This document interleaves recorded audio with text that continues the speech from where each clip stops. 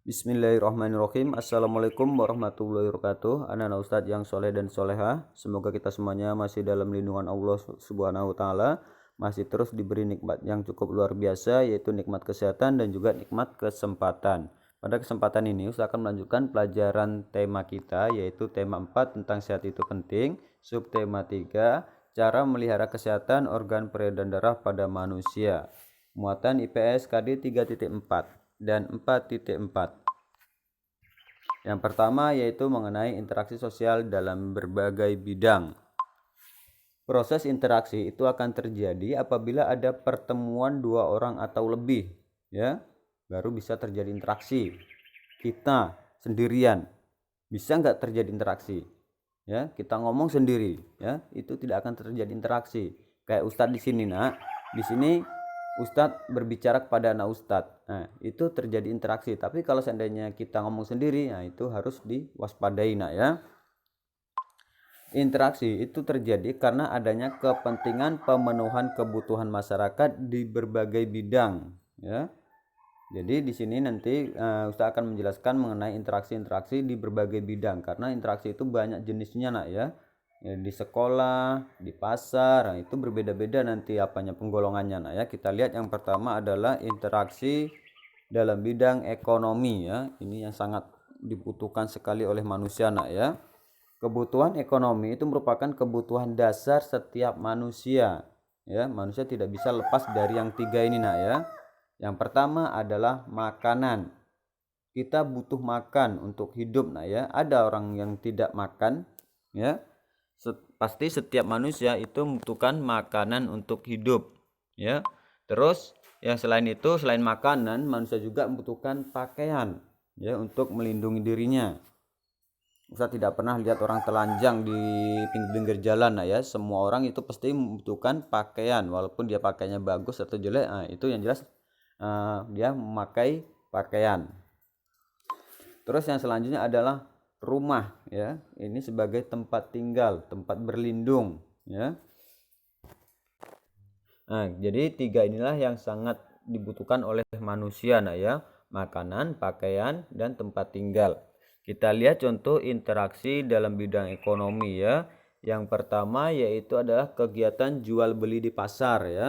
Itu kegiatan jual beli di pasar itu tujuannya nanti larinya kemana? Pasti ke makanan. Orang ke pasar itu jelas membeli makanan untuk makanan di rumah nanti, ya. Jadi terjadi interaksi di situ, ya. Terus terjadi interaksi kegiatan jual beli di toko buah, terus kegiatan jual beli di toko sembako, kegiatan jual beli di perumahan.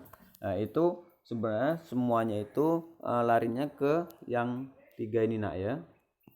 Ya, yang pertama itu adalah mengenai makanan, itu sangat penting, nak, ya. Itu adalah contoh dari interaksi dalam bidang ekonomi. Terus yang selanjutnya adalah interaksi sosial dalam bidang politik, ya. Yang mana untuk bidang politik ini agak tinggi, nak, ya. Mungkin sebenarnya kalau untuk anak Ustadz cukup pahami aja lah, jangan terlalu itu kali, nah, ya. Karena ini untuk pelajaran kelas tinggi sebenarnya, ya. Contoh interaksi sosial dalam bidang politik yaitu kegiatan pemilihan umum. Pemilihan umum itu nanti kalau anak Ustadz sudah umur 17 tahun baru bisa boleh mengikuti pemilihan umum, ya. Pemilihan umum itu harus memiliki KTP, nak, ya. KTP itu dimiliki setelah anak Ustadz menganjak umur 17 tahun, ya. Kegiatan pemilihan umum, pemilihan presiden, pemilihan gubernur, pemilihan wali kota, nah, itu dilakukan dengan cara pemilihan umum. Terus para menteri bertemu dengan presiden, ya. Menteri pendidikan, menteri luar negeri bertemu dengan presiden. Nah, terus para anggota DPR mengadakan rapat untuk menyusun undang-undang. Itu adalah contoh interaksi sosial dalam bidang politik. Terus yang selanjutnya adalah interaksi sosial dalam bidang sosial dan budaya. Contoh kegiatannya adalah kegiatan festival seni dan budaya, ya. Di situ jelas nanti akan terjadi interaksi, ya. Terus kegiatan gotong royong, kegiatan piket kelas, kegiatan sanggar tari, dan kegiatan jalan sehat. Nah, itu adalah contoh dari interaksi sosial dalam bidang sosial dan budaya. Memang piket kelas itu sebenarnya nanti bisa juga masuk ke dalam interaksi sosial bidang di lingkungan sekolah dia, nak, ya. Terus interaksi sosial dalam bidang moral. Contohnya adalah memberi salam kepada guru. Ya, ini anak ustadz sering lakukan ya. Setiap anak ustadz baru sampai ke sekolah, terus pulang sekolah. Nah, itu anak ustadz sering lakukan. Itu termasuk ke dalam interaksi sosial dalam bidang moral. Sebenarnya itu bisa juga dalam bidang pendidikan, nah ya. Terus menyalami orang tua ketika akan pergi ke sekolah. Nah, Ustadz mungkin sering lakukan ya, tapi Ustadz nggak tahu juga Ustadz lakukan atau tidak. Yang jelas kalau bisa dilakukan ya, setiap mau berangkat sekolah, salami dulu sama orang tua. Minta izin dulu sama orang tuanya, minta doakan. Semoga nanti dalam perjalanan lancar, terus belajarnya mudah untuk mendapatkan ilmu dari guru. Terus menghormati orang yang lebih tua ya. Jadi harus kita hormati orang yang lebih tua daripada kita. Terus yang selanjutnya kita lihat faktor pendorong terjadinya interaksi sosial. Apa yang menjadi pendorong sehingga terjadi interaksi sosial? Nah ya, kita lihat yang pertama, interaksi dalam bidang sosial budaya.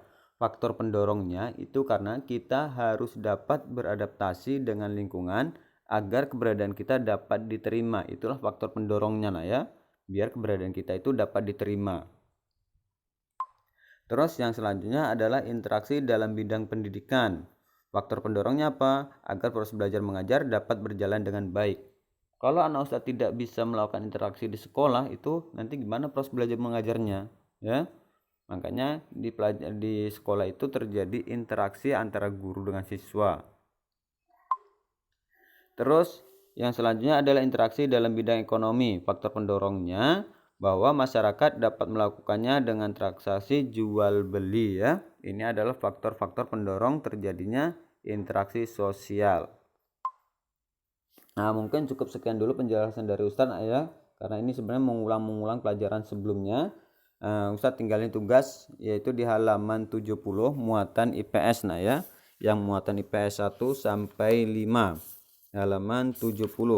Anak Ustadz silahkan buka bukunya halaman 70 ya. Itu tidak banyak, bisa anak ustadz kerjakan langsung ke dalam buku cetaknya aja nak ya. Oke, mungkin cukup sekian dulu nak, lebih dan kurang ustadz mohon maaf. Ustadz akhiri dengan wabillahi taufiq wal hidayah. Wassalamualaikum warahmatullahi wabarakatuh.